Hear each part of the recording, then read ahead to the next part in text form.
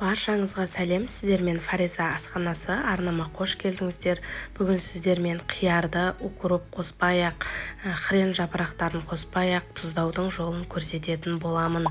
Видеоны соңына дейін қарап, міндетті түрде жасап көріңіздер. Өзіңізге ұнайтын кез келген қиярдың түрін таңдай берсеңіздер болады. Менде осындай үйде егілген кішкентай қиярларды тұздайтын боламын. Осы қиярларды жақсылап жуып, тазартып, үстіне салқын су құйып 2-3 сағатқа қалдырамыз. 2-3 сағаттан кейін бірінші банкаларымызды парлап аламыз. Мен дәл осы тәсілмен парлаймын. Сонан соң жаңағы суда тұрған қиярларымызды керек емес жерлерінен жақсылап тазартып аламыз.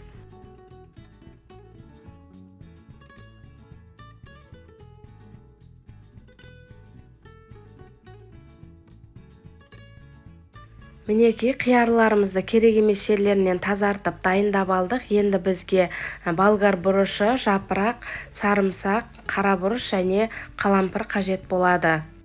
Енді осы қиярларымызды парланған банкаларымызға жайғастыратын боламыз. Менде 1 литрлік банка, соған 2 жапырақ, 1 үлкен көлемдегі сарымсақты бөліктерге бөліп саламыз. 10 шақты түйір қара бұрыш саламыз, сонан кейін 3-4 қалампыр, яғни гвоздика саламыз. Енді қиярларымызды дәл видеода көрсетілгендей етіп, әдемі етіп жайғастырып салып аламыз.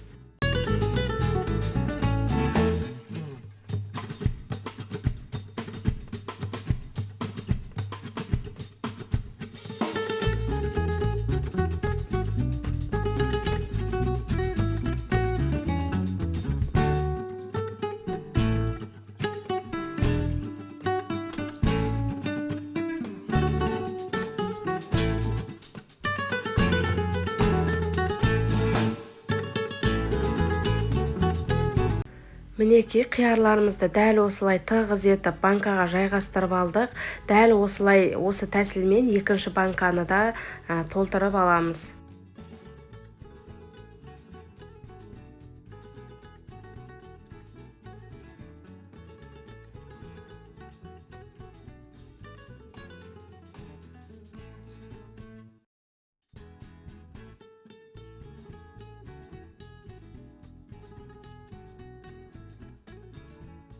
Мінекей банкаларымызды осылай толтырып аламыз. Менде қияр аздық қылған соң үстіне үйде егілген кішкентай қызанақтарды салып жібердім. Енді осының үстінен сақырлап қайнап тұрған ыстық суды құйып, 15-20 минуттың көлемінде қақпағын жауып тындырып қоямыз.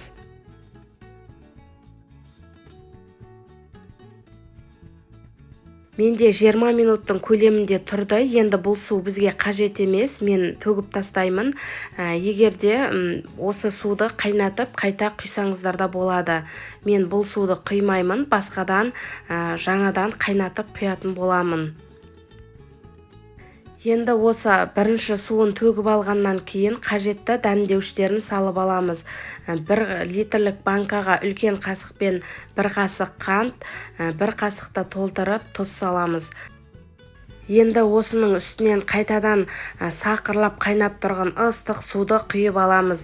Ыстық суды құйғаннан кейін міндетті түрде 70%-лық сірке суынан шай қасықтан 1 қасық салыңыздар. Мен мына жерде салғаным өкінішке орай видеоға түспей қалыпты. Уксусты салып алғаннан кейін қақпақтарын жақсылап қатты бұрап жауып аламыз.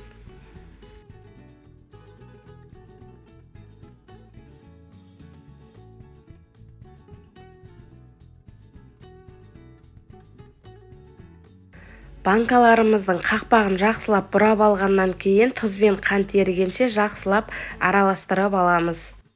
Достар, осындай қазақша арнаның дамуына өз үлесіңізді қосқыңыз келсе, лайк басып, басқа да достарыңызбен бөлісіп қоюды ұмытпаңыз. Және де осы видеоның астында комментарий бөліміне өз пікіріңізді қалдыруыңызды сұраймын.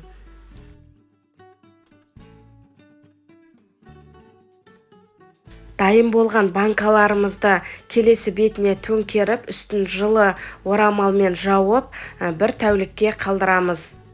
Осымен біздің тұздалған қиярларымыз дайын болды. Ешқандай да зелень қоспай да осылай жапсаңыздар болады. Қысқа дейін ешқандай да қорықпай сақтай берсеңіздер болады, атылмайды. Мен бұл видеоны бір аптадан кейін түсіріп жатырмын. Көріп тұрғандарыңыздай суы мөлдір, ешқандай да мутный болмаған және қытырлақ өте әдемі болып шығады.